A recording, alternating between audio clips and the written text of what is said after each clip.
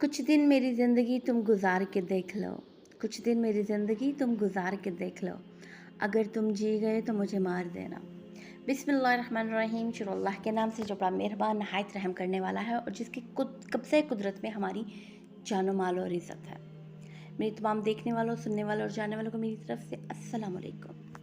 जैसा कि कल मैं आपको बता रही थी कि लोग लोगों के पास जाते हैं, हम अल्लाह की कहते तो हैं कि हम अल्लाह की मानते हैं, सुनते हैं, लेकिन हम अल्लाह की नहीं मानते हैं। हम अल्लाह के पास नहीं जाते हैं अपनी हाजतें लेके, हम लोगों के पास जाते हैं, उनके दरबारों तक जाते हैं, उनके दरवाजे खटकाते हैं, उनके पाँव में बैठते हैं, उनसे मशवरे लेते हैं, उनकी सुनते हैं, उनको अपने दुख दर्द सुनाते हैं। फ़लाना इंसान ने हमारा दिल तोड़ा, फ़लाने ने हमारा घर तोड़ा, उसने हमारे हस्बैंड को कब्ज़े में कर लिया, उसने हमारी बच्ची के साथ ऐसा किया, उसने हमारे कारोबार में ऐसा किया।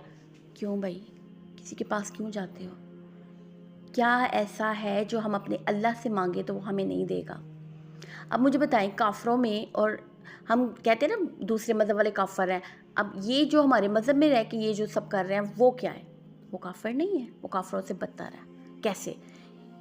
वो तो किसी फार्मर सुप्रीम पावर को बुला रहे हैं जिसको वो रब मानते हैं। जैसे कि हम अल्लाह को मानते हैं, वो अपनी उस ताकत को मानते हैं, ठीक है। वो तो अपने रब के पास जा रहे हैं, वो तो अपने मानने वाले के पास जा रहे हैं, हम किन के पास जा रहे हैं? तो ये लम्हा फ़िक्री है हमारे लिए।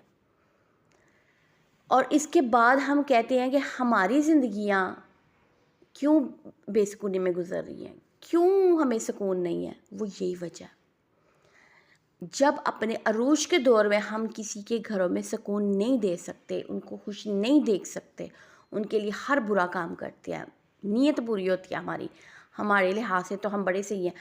उसने हमें कह दिया, ऐसा क्यों कहा, उसने हमें ऐसा क्यों क्यों कहा भाई? मतलब ठीक है, इंसान के साथ ऊपर नीचे होता है, लेकिन इसका मतलब ये है कि हम दौड़े दौड़े दूसरे लोगों के पास जा रहे हैं, उनके दरवाजे खड़का रहे हैं और हम कह रहे हैं कि भाई बस साडा कुछ कर दो, हुण साडे कोल नहीं जो बर्दाश्त होंदा। पैसे भी लुटा रहे हो, वही पैसे अपनी ज़ात पे खर्च करो, अपनी औलाद की कामयाबी के लिए खर्च करो, कारोबार के लिए खर्च करो। फिर बात होगी इस टॉपिक पे, ये बहुत टॉपिक लंबा है इंशाल्लाह।